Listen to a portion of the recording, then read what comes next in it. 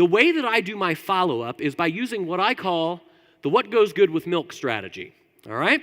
So here's how the what goes good with milk strategy works.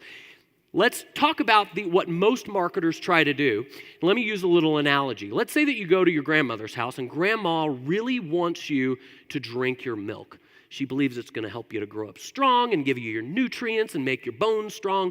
So she really wants you to drink your milk. So grandma comes over to you and says, hey, would you like a glass of milk? And you say, no thanks, grandma, I wouldn't want any milk. Now, was grandma being annoying? No, of course not. She was being polite. But you said no. Let's say 10 minutes later, grandma comes back and says, would you like a glass of milk? You're going to be like, hold on, didn't I just tell you 10 minutes ago I don't want any milk? She's going to walk away. No, I don't want any milk. She leaves. 10, 15 minutes later, she comes back again and says, would you like some milk? You're going to be like, holy criminy, grandma. I said I don't want any freaking milk. Leave me alone, right? Of course, you probably wouldn't talk to your grandma like that. But the point is, you're either going to think grandma is crazy or you're starting to get really annoyed with grandma. This is what most marketers do in their follow-up.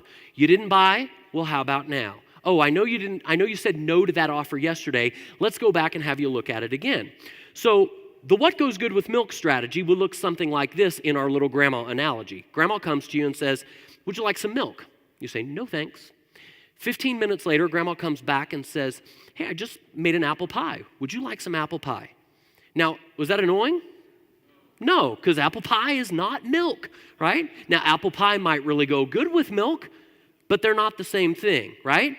And you say, no, thanks, grandma, I'm not really in the mood for any apple pie. So grandma comes back 15 minutes later and says, hey, I just took a fresh batch of chocolate chip cookies out of the oven.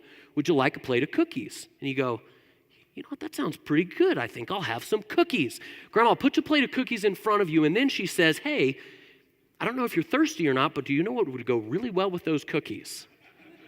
Here's a glass of milk. And you drink the milk and you dip your cookies. Now, grandma just sold you milk without being pushy and annoying. Does that make sense? Yeah? Okay.